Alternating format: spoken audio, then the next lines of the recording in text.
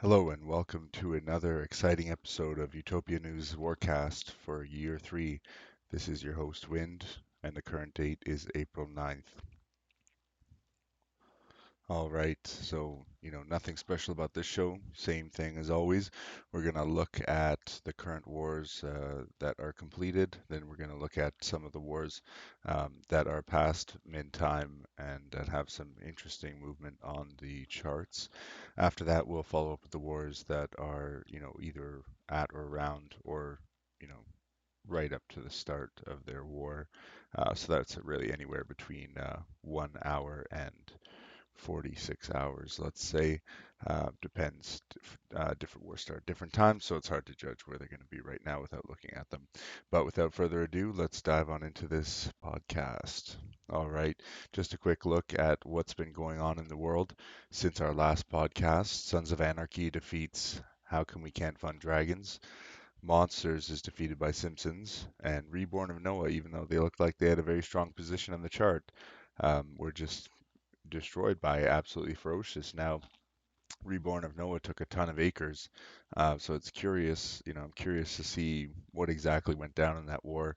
Um, I'm still not sure exactly how they weren't able to force the enemy to withdraw, but that's entirely between Noah and Ferocious. I mean, the notes that I received from, the kingdom was that Noah really never had a chance at all, and that, the charts were very misleading in this war.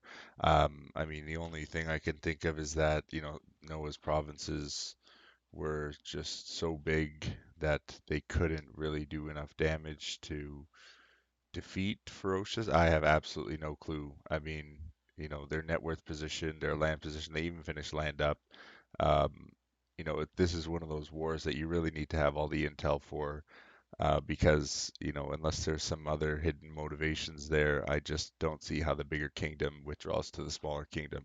But, like I said, that's entirely what happened in this war. So, good job to Ferocious, I mean, for winning the war.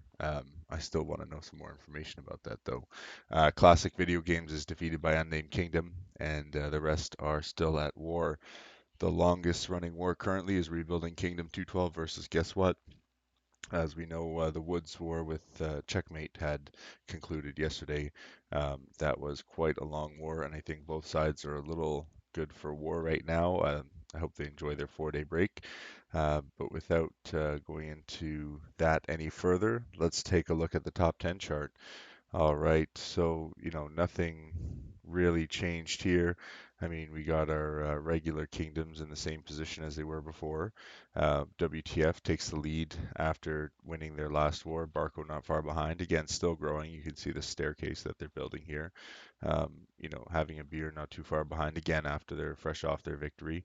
And the rest of the kingdoms, everyone's pretty much in between the 30 and 35 or 30, 29 and 34 K brackets right now. So very tight, close quarters right now at the top. It'll be interesting to see when these kingdoms do leave ceasefire, what happens. Quick look at the honor chart reveals some extremely close kingdoms here. I mean, a lot of them look like they're getting ready to leave ceasefire soon. So there's definitely some good wars going to be starting up. And 4-4 and having a beer. And look, there's absolutely ferocious. Look at that. They're top, that victory brought them into the third, highest honor position. So good job for them, to them for whatever it is they did to take that war. Again, that's a war that you really have to look more closely at to figure what's going on. Quick look at the board shows that nothing has started. The most recent war was the Pirates War versus Random Theme. So let's jump into the victories and just take a quick look at what happened here. How come we can't fund Dragons versus Sons of Anarchy? I mean, it looked like it got a little bit intense there at the end, but Sons of Anarchy walked away with this one relatively easily, it looks like. Um, again, Sons of Anarchy in a stronger position, I feel, because the Blue Kingdom had to grow to meet them, and it was just a steady decline from there. Um, it's pretty obvious the trend and the patterns that they were following here, leading into the later days of the war. I mean, Sons of Anarchy had a good grasp on this game. Um, and again, being in the smaller position, taking on the Blue Kingdom, they walked away not only with the land, but they took the honor as well. So good job to Sons of Anarchy. I mean, you got a pretty nice loadout here: orcs, human, fairy, dwarf, some dryads as your support casters, dark elves. That's a pretty nice setup. I expect them to do pretty well this age with this setup here. Depending on what their other races are here. But we will look at that possibly in another podcast. So I hope you guys enjoy your ceasefire and good fight. Let's look at the next one here. Reborn of Noah. Here's the absolutely ferocious war. I mean, looking at first glance, looking at the land, you think, oh well, Reborn must have won this war, but no, that's not actually the case. Ferocious did win the war. Looking at the land on here, though, I mean, look at the differences in the acres. Like, they have some of these guys are double the size. I mean, almost the entire kingdom's at 1,000 acres. And they were there, they were there well before ceasefire happened. Like, this is not just acres that they've accumulated. I mean, some of them are from the withdrawal, but this kingdom was very large, which is kind of why I'm confused as to how the bigger kingdom didn't defeat the smaller kingdom. I mean, unless the entire core was completely immobilized and they had no other way of taking down the other attackers or breaking any of the, potentially unbreakable dwarves or dryad or whatever was unbreakable or whatever was keeping them safe at the top. This fairy, I mean, really, it's only this fairy, elf, and halfling. I mean, these look like TMs too. So I mean, they had a bunch of TMs at the top here, and again, TMs at the top, fairy, fairy, halfling, halfling. Pretty high net worth per acre considering their acres and the fact that they're in ceasefire right now. Yeah, I really don't understand, again, what happened in this war. Again, the charts don't have all the information, but maybe Noah just didn't know how to close out the war to Ferocious's satisfaction. I mean, honor side of things, they came up pretty even. So, I mean, good job to both sides for having a very tight battle there. Acre-wise, though, it seems like Reborn of Noah still benefited greatly from this war. So, but both sides definitely benefited from this war, and it was a good fought battle. So, good job to both sides. And if anyone has any more intel on this war and as to why or how or why the larger kingdom surrendered to the smaller one when there was such a gap here, I would like to know. So let's move on to the next one. Again, congratulations, Ferocious. Can't wait to see your next war. All right, let's look at the next one. We got Simpsons and Monsters. Simpsons defeats Monsters, after letting them become a little bit land fat and taking land. You can kind of see that here. Monsters, while they were growing in land, they were getting hurt in the net worth side of things. So this downward trend is not only them becoming fat on acres and losing troops that they can't backfill with peasants or more troops, but they just became easier targets for the end game here. Simpsons definitely took full advantage of that right at the end in the last few days of the war. So good job to Simpsons for noticing that opening and taking full advantage of the enemy. I mean, this is a pretty epic finish here. So great job to you there. Quick look at their breakdown here. We get some undead core, probably, their rogue thief, maybe a hybrid attacker halfling, fairy, fairy, fairy. Those are their TMs, and then sport casters at the top, probably turtle attackers, dwarves here, probably again some turtley attackers. Pretty good kingdom makeup overall. I mean, I like this one. Good luck to Simpsons for the rest of the age, and of course Monsters. You had a good fought battle here. It just seems like maybe you didn't have your targets, or maybe you just didn't have the best targets for your waves, because it was definitely a good fought war, but Simpsons definitely, took the cake on this one. So good job to both sides. Let's move on to the next war. We got classic video games versus Unnamed Kingdom, who defeated them. On the land side of things, I mean, it's a nice back and forth there. No one seems to be just growing out of control. Again, a nice strong pattern, wave over wave. Both kingdoms are taking a little bit of damage, not too significant. it definitely peters off kind of at the end here, and it seems like they were trying to make a really strong push in this wave here, Red Kingdom on Blue Kingdom, to kind of force that, hey, guys, it's probably getting time to withdraw. So, they're really pushing the damage here on the net worth side of things. Um, just to further solidify their victory. Looking at the honor side, Unnamed Kingdom started the bigger kingdom. They never allowed convergence to happen on the honor side, which leads me to believe they were in control of ops. And they had their chains on point, so they're always getting that honor back, even when classic video games was hitting any honor heavy provinces. So best of luck to both kingdoms, and I hope you enjoy your ceasefire. All right, let's take a look at my province here on 1-1.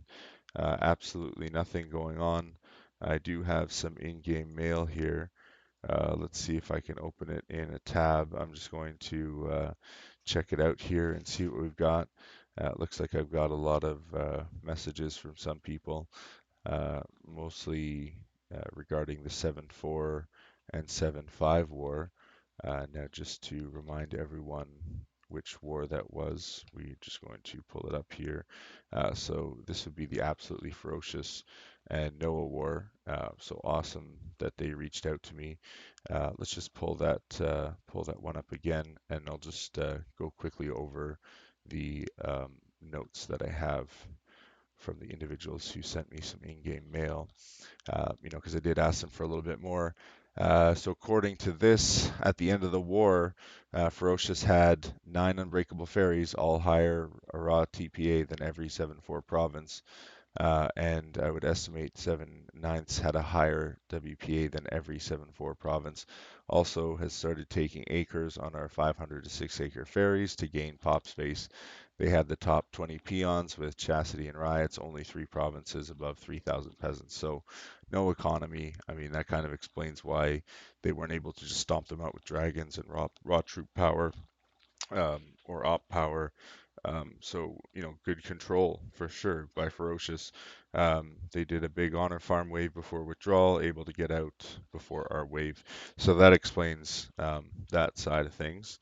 Let's go on to the next one here. I did get a few messages.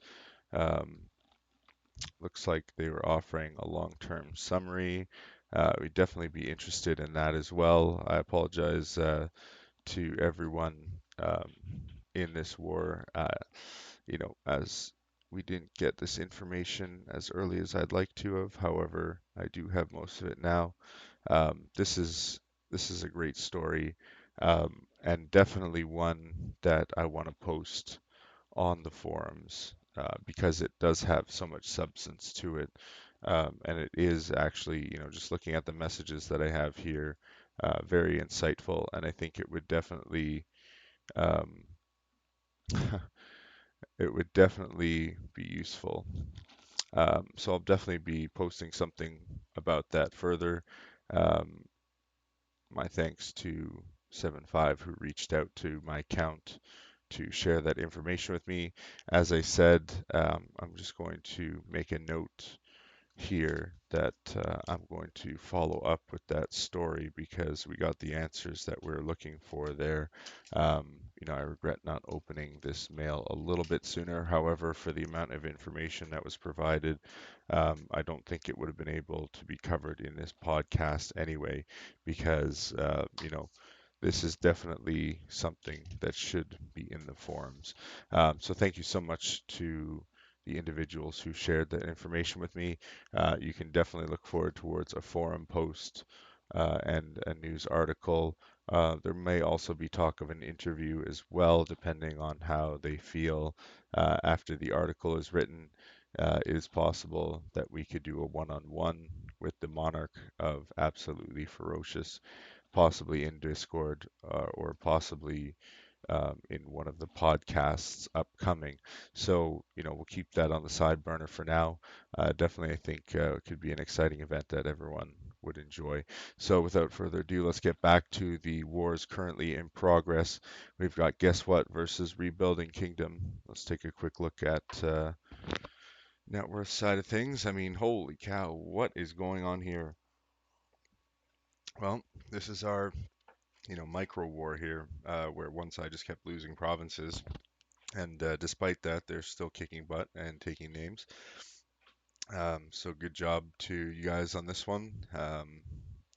Obviously, the rebuilding kingdom is holding the honor because they have less provinces. Or sorry, the enemy has less provinces, and they keep losing provinces. So they're never gonna achieve convergence on this. Um, this war is kind of not really too much to look at here. It's just so uneven and just such a weird looking war. Um, not too much to learn from this one here. Let's move on to the next one, Drunken Party versus Why Did Tom Quit? We do have quite a bit of data still to go through regarding some of the wars, so I hope everyone's comfortable. Drunken Party and Why Did Tom Quit? I mean, Tom seems to be maintaining his lead here after I've been razzing him on in the previous podcasts. Again, I don't think he's actually leading the war, but they're doing extremely well here. I think this is definitely their war to win unless there's some catastrophic event that's going to prevent them from doing that. However, it looks like Drunken Party may have control of the ops, and that could be that catastrophic event that loses the Tom Kingdom this war. I mean, looking at the numbers here,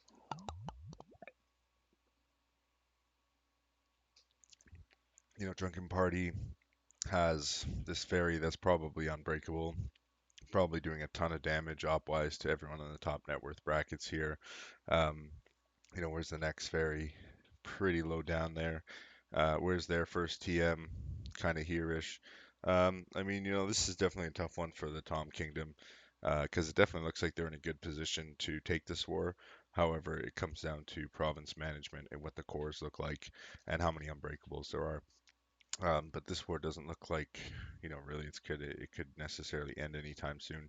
This could very well turn into another 14-day war or 12 to 14-day war like Woods had recently. So best of luck to both sides. Let's move on to the next war. War Agreed versus War Horses. So that's what I'm calling them, War Agreed. Take a look at the land side of things quickly.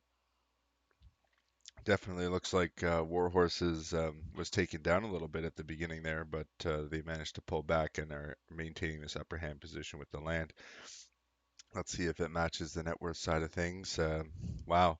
Yeah, I mean, definitely a strong performance by Warhorses here. They come in the smaller kingdom, the underdog. They're taken down quite significantly, though, and the enemy follows suit. However, wave over wave, they are clearly, showing their dominance here. That was a pretty close one to begin with, but these subsequent waves are just getting better and better and better. So I'm thinking, there's a very good chance that these lines could very well be in line by the next wave, which means that Warhorses is on the right track here. Quick look at the honor side of things. We'll just sweep the page here. Again, War Horses seems to be taking the upper hand here. Quick look at the land side of things. The three smallest provinces are in still a pretty good spot. I mean, nothing too different on either side. The top end provinces, War Horses definitely has more top end provinces, and these halflings, probably hybrid attackers. Same with this ferry. I mean, the net worth is just per acre is just a little low to be TMs, but I mean, it's totally possible that this ferry, they could all be TMs, but with net worth breakers just that low, I just, don't see it. Although they did grow quite a bit, so I guess that factors in a little bit still. On my TMs, I would like to see that net worth breaker possibly a little bit higher. But they're doing a great job in this war, and it's not too far past mid time. Definitely could be anybody's war at this time. However, Warhorse is putting up a great fight. So great job to both sides. So let's see where this one's at tomorrow. Quick look at the next war, Home Sweet Home versus Retirement Home. I do believe I have some notes for this one as well. It looks like Retirement Home is running away with the acres here after coming in the smaller province, smaller kingdom, sorry. We got even numbers here. This is a very interesting movement here on the chart. I mean, it almost looks like, these guys are just eating dragons. Their economy is just booming. So maybe no op control on Retirement Home. And then, they're just getting slaughtered here. So this is definitely Retirement Home's. war to win here, and it looks like, they're going for that honor grab as well. So, they definitely seem like they're going to walk away with some nice booty here. Um, look at the land side of things, not too much of a difference. Both sides doing a pretty good job on their chains. However, Home Sweet Home seems to be taking a little bit more significant damage on, more of their provinces.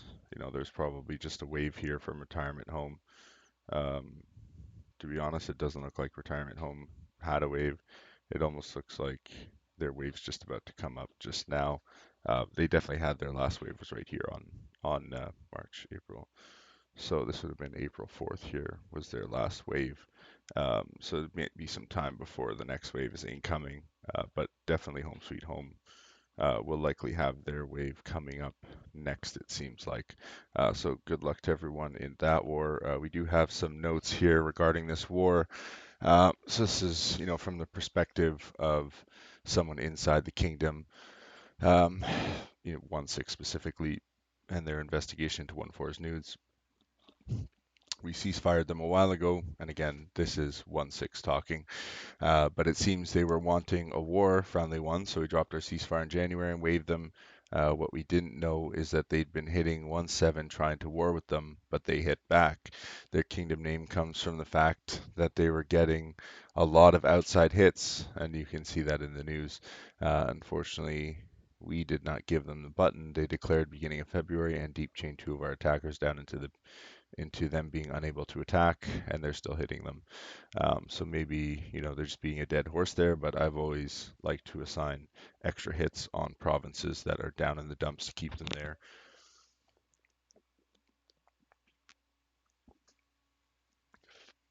Right, so on our end, we've been hitting one of their larger attackers and a larger TM to get them down to size. Which is entirely normal. Again, you want to have the bigger provinces, stronger economies, more unbreakables, and you got to win the TM game and secure your position at the top in order to do that. There are other ways to control that aspect of the game, but that's just the more traditional style. First dragon was a topaz sent on Feb 21st by 1/6, killed the next day by 1/4. 1/4 sent their dragon March 7th, and they killed it on the 9th. So one extra day of slay, not a huge deal. There's been some banner taunting, which has been fun. Would have been nice if I could have grabbed some of those banners from them. Maybe I still can. Let's take a look at my lovely little 1/1 province here, and if I haven't been kicked out of the game yet, seems like we're experiencing some lag.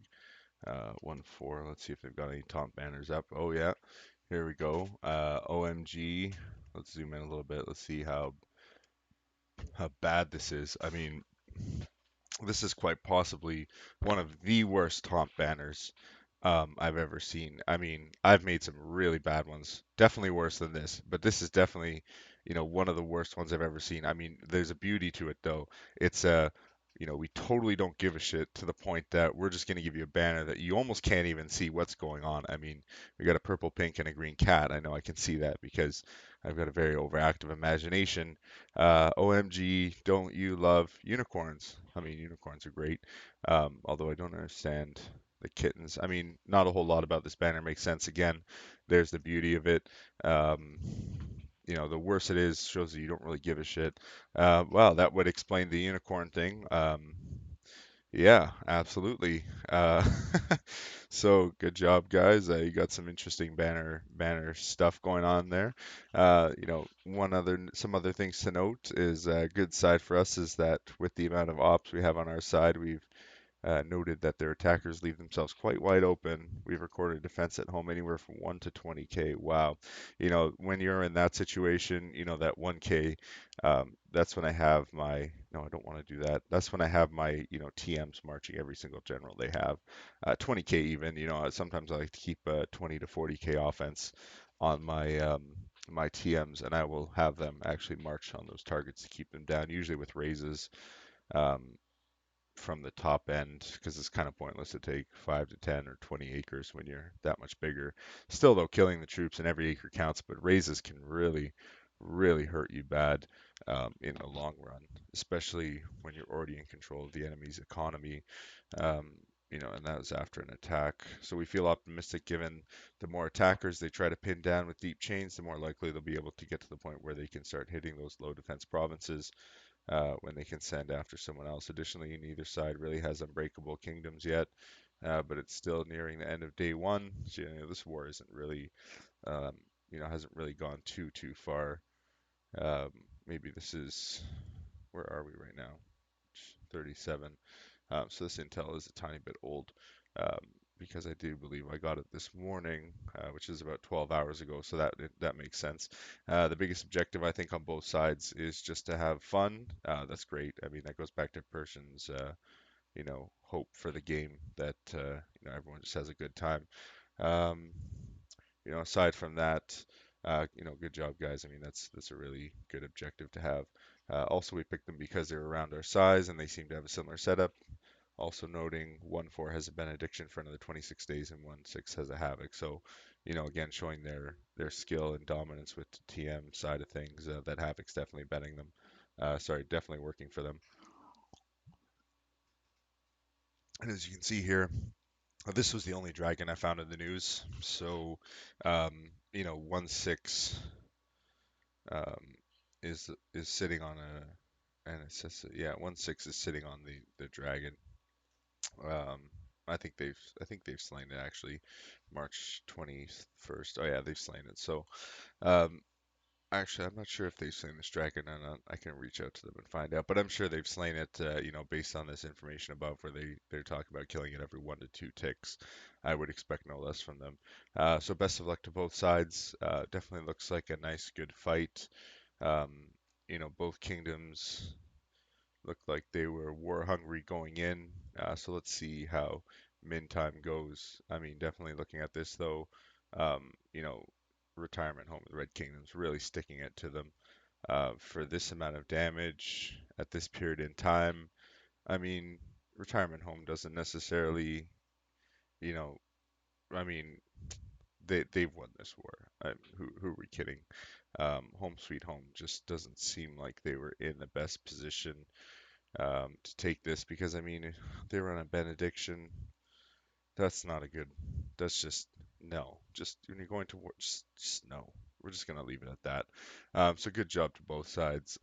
Definitely, I hope you take something away from this home sweet home.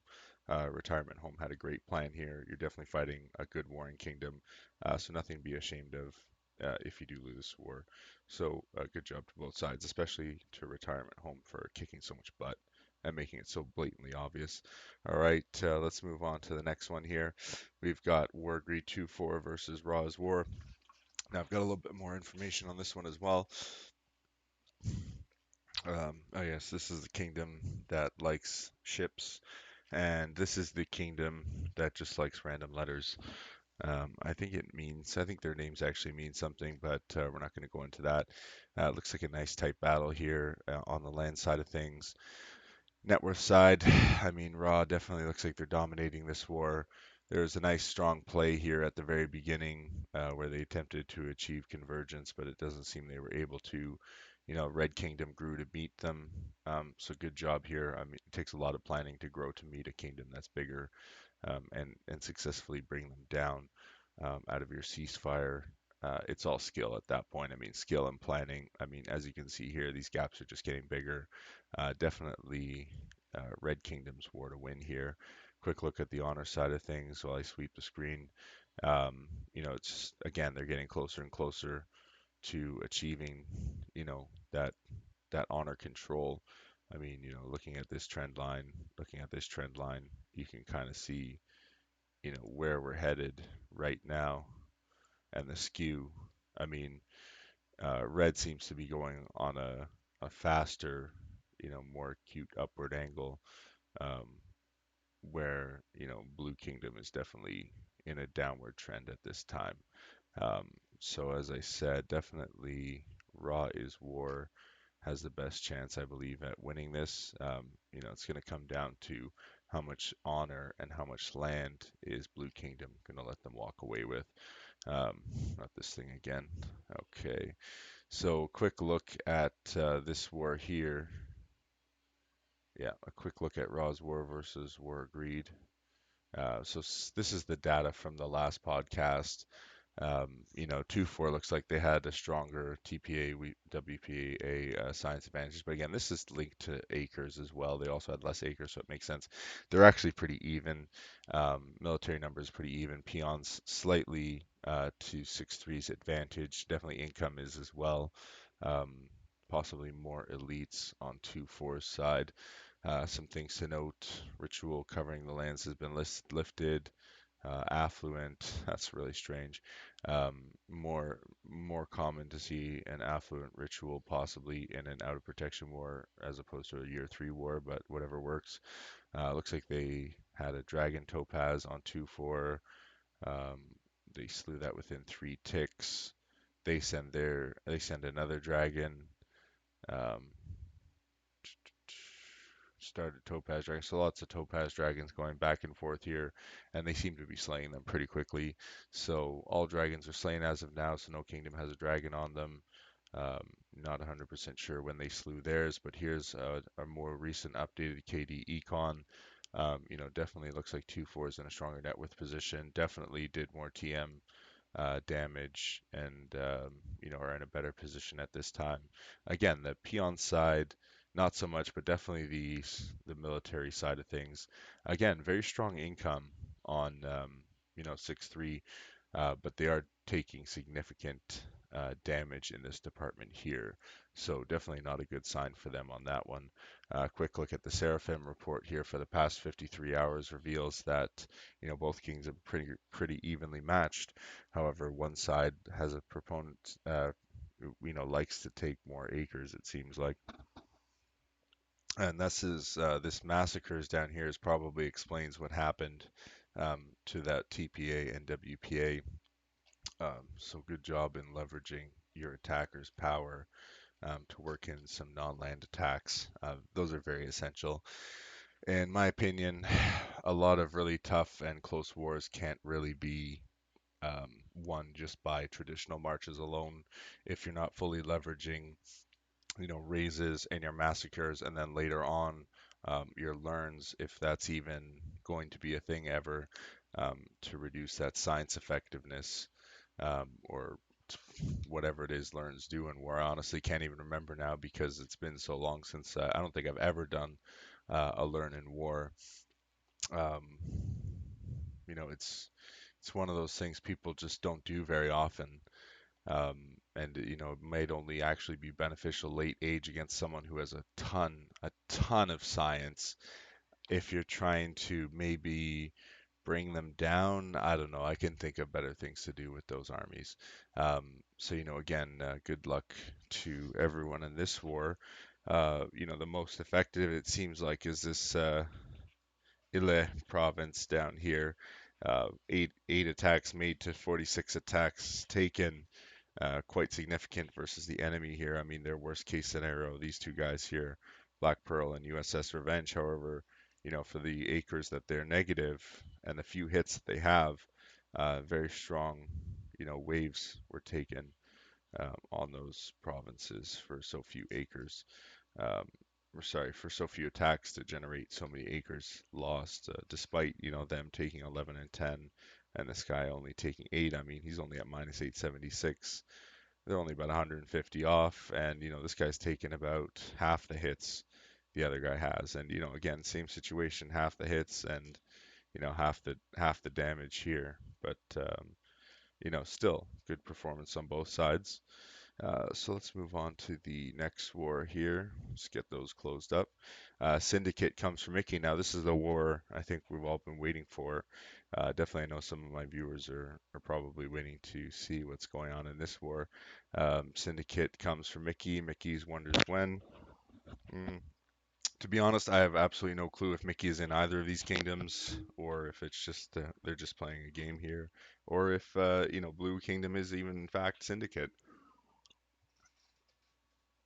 I mean, they could be. They might be. Who knows? To be honest, I can't even remember who Syndicate is. If someone does remember, by all means, share it with the community.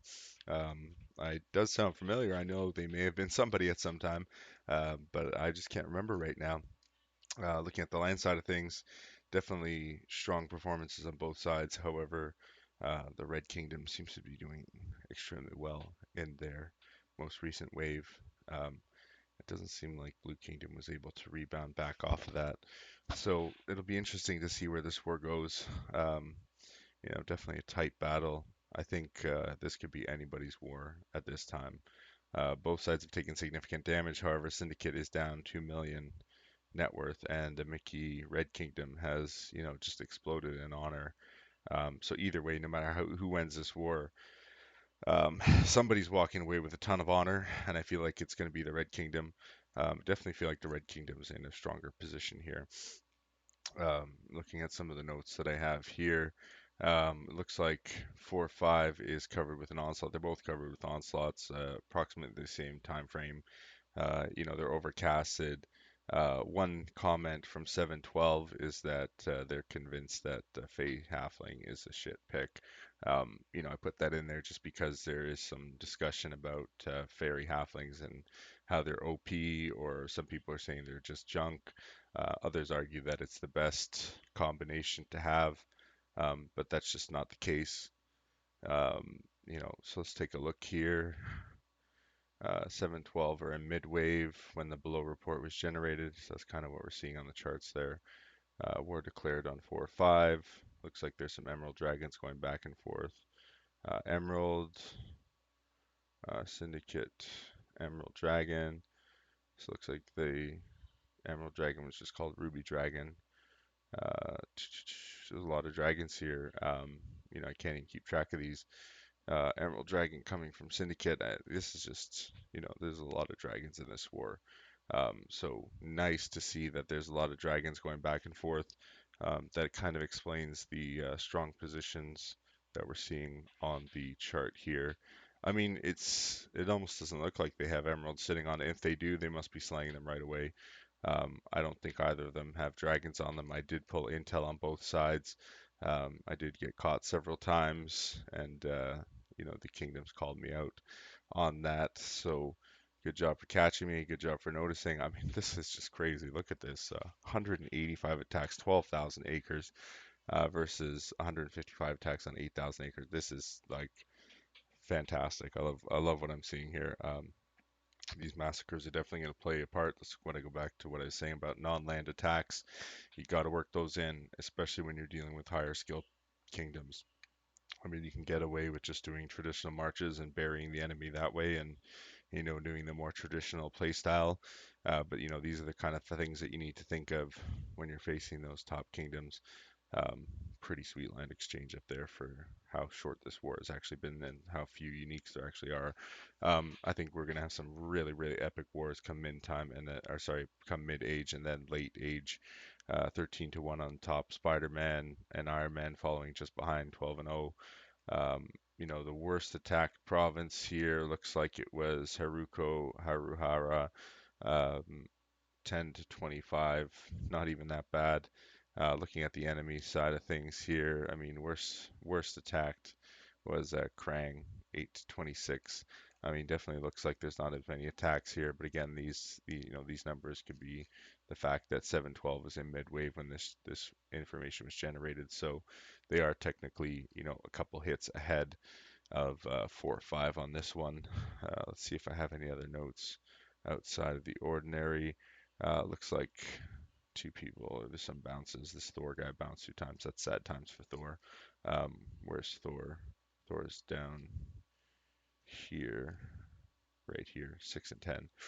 Yeah, those two bounces definitely hurt Thor. I mean, unless they were fake bounces, um, only they really know. But it looks like there were some bounces on either side here.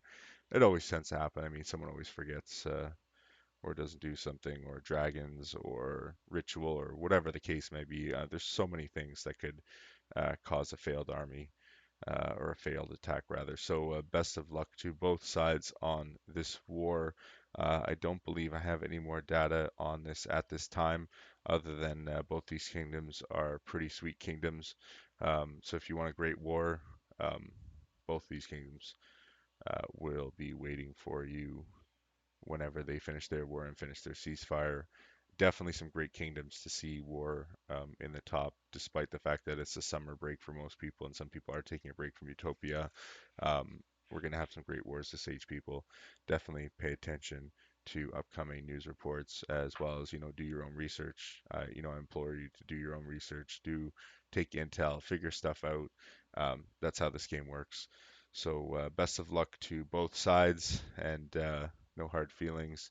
I'm not just some noob poking around, looking to see who I'm going to hit or whose war I'm going to raise into. I am legitimately trying to figure out your race and personality combinations so that I have it in my intel bank for later in the age when we do cover more wars. Quick look at the kingdoms here. As I said, I did pull some of their intel. We've got some orc half human, dwarf half human, dwarf half orc, dwarf half dwarf. I mean, they seem to, or sorry, orc half dwarf. They seem to be following a similar pattern here.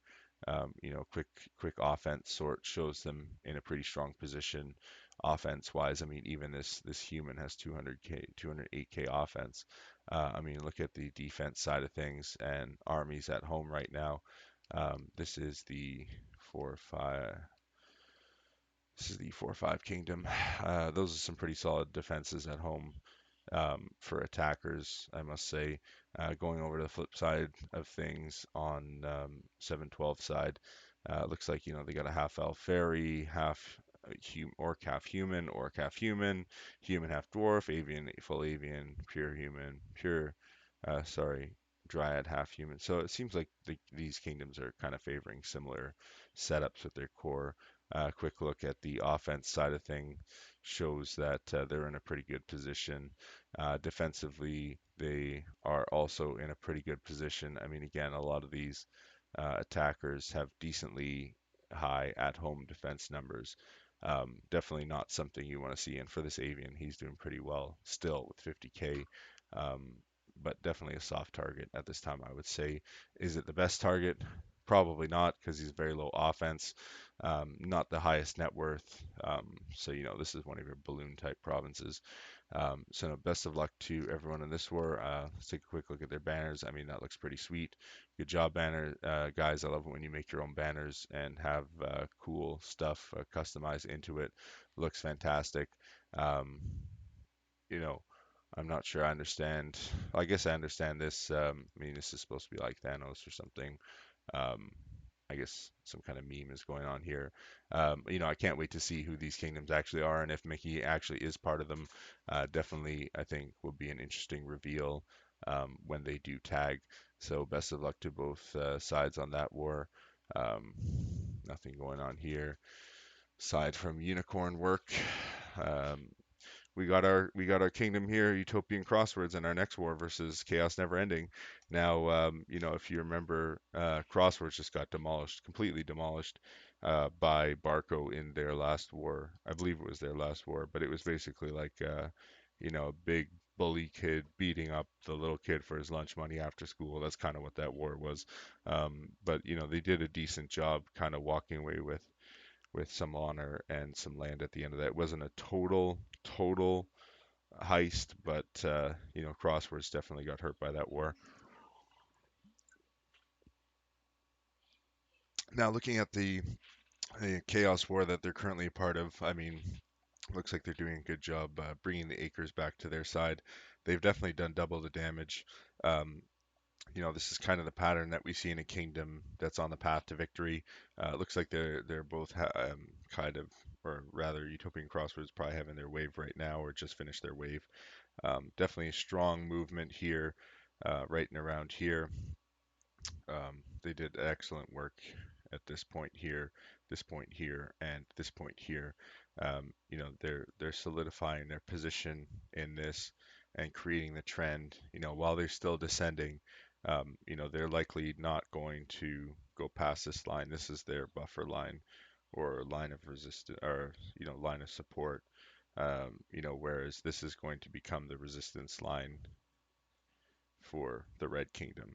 So if they can manage to pull themselves up above this line, I feel like they'll still have a chance. But if the Blue Kingdom can't go below this line, again, that intensifies that chance. for them to win. But again, if Red Kingdom can pull themselves up, push the Blue Kingdom down, they'll be in a good position to take that war. However, it all comes down to what's actually going on.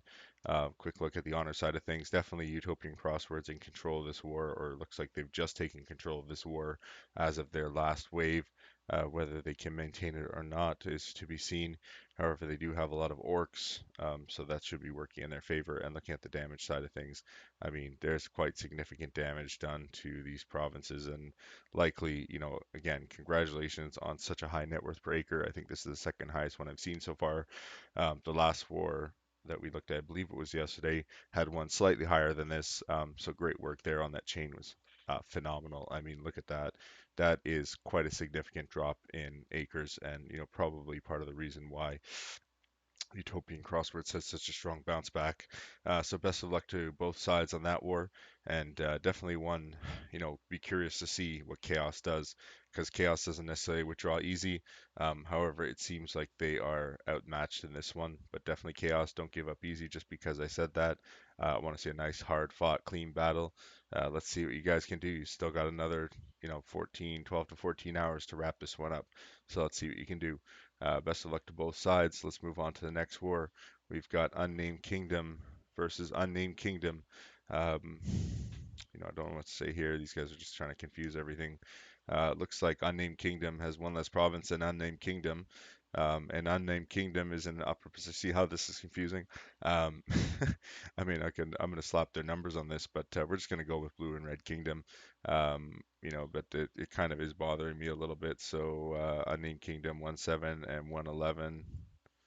Back to the unicorn. Here we go. And we'll get our little thing here. Okay, so 1-7. Oops, 1-11. And do that properly. There we go. Okay. Now again, it's hard to even tell, who's who really at this point without checking the acres. So, we got one at 12,000, one at 13,000. So it's pretty obvious that the Blue Kingdom is the one that's at 12,000 acres because they are smaller. We can look at the land chart here just to confirm that Blue Kingdom is smaller, so they would be 1-7. So it definitely looks like, Red Kingdom or 1-11 is doing some decent damage in this war, staying in the upper hand position. Um, Definitely their war to win. I mean, it looks like they lost a province almost on the Blue Kingdom, um, and that's part of why they're likely not going to win this war. I mean, it would be interesting to see if they can do it. Definitely, they have this strong elf and this strong human here. Um, Depending on how they play it and if they're unbreakable and safe, it's very likely that if they can control the economy on 111, they do have a chance at winning this war. However, this war is strongly in favor of the Red Kingdom at this time. So best of luck to both sides. Let's move on to the next war, Get a Job versus TWP. I'm not sure what TWP stands for, but it looks like TWP likes land. Let's see if they like honor, or sorry, net worth just as much, and they do. They're definitely, got some good control in this war. It's only 23 hours in. If they maintain this path, they're definitely on track to take this war. Definitely a strong wave. If Blue Kingdom isn't able to achieve convergence on their next wave, it's very likely that TWP has a good chance at taking this war. However, it doesn't look like Get a Job's going to give up easy. Quick look at the bottom provinces here. Get a Job seems to be in just slightly lesser position. And again, flipping it to the other side of things, definitely TWP, as long as they can control and maintain these provinces and control these two, this human and this fairy, they have a pretty good chance to win. So best of luck to both sides. Again, this war is only at 23 hours, still a full day to go before midtime. We got Winx Club has finally gone to war again with War Agreed. Uh, I mean, I love that you're using your kingdom names to show your status, but come on, come up with a kingdom name, people, please, come on. Even if you just say Kingdom 1, 2, 3, like that would make it a lot easier. Or, show some creativity. Like, Purple Kingdom or Tree Kingdom. Like, come on, people, just try a little bit with the names. Um, let's look at the land here. Two provinces short. I mean, Winx did have a strong performance in the last war that they were in, so it would be interesting to see how this goes. Only 13 hours in though, and it looks like some nice tight waves. Both sides definitely following good waving patterns here. Quick look at the honor side of things. Uh, okay, well, that's the two provinces difference there. Winx is definitely getting hurt by that a lot. Question is can their avian, undead, human, dryad attack force, take out this avian with more dryads, orc undead. I mean, this is just a mixture of provinces here. Definitely need to wait till we get closer to min time to see what's going to happen. This could still be anyone's war, and we know that Winx is a serious war player, so we'll see what happens. Best of luck to both sides. On to our last war. We have a random theme versus pirates. Pirates, war, war, war. Pirates had a strong age this age, so it'll be interesting to see if they can continue with that streak and take this last war. It definitely looks like they're on track right now. Just looking at the basic charts, they're in a strong position here. Land-wise, however, um, this random theme. I don't know what's going on with this ferry. It looks like they're about to die, or they're just giving up. But definitely looks like Pirates. This is Pirates' war to win again. Great target selection, Pirates. I don't know who's leading your kingdom this age, but you're doing extremely well. Um, Congrats to you. I know a lot of it comes down to right place, right time, but also picking good targets and picking the right targets and staying in range of those targets, making yourself available for war is very important, just as important as planning your kingdom setup. So with that, good luck to both sides. It'll be interesting to see, where these new wars end up in 24 hours. So it'll be great. We got some, as I said, we got some great wars going on right now. We got some great kingdoms in the top positions. Um, and so, I want to thank everyone for joining me today for today's podcast. This podcast is dated April 9th, year 3, age 92. Thank you so much for everyone joining us. There will be another podcast, of course, tomorrow around the same time. I look forward to hosting it, and I hope as many people enjoy listening and watching as much as I do making it. So thank you, everyone. It's been a pleasure. This is your host, Wind, signing off for the night. Hope everyone has a great night or a great day, depending on what side of the world you're on. Thank you so much, everyone. Have a great night.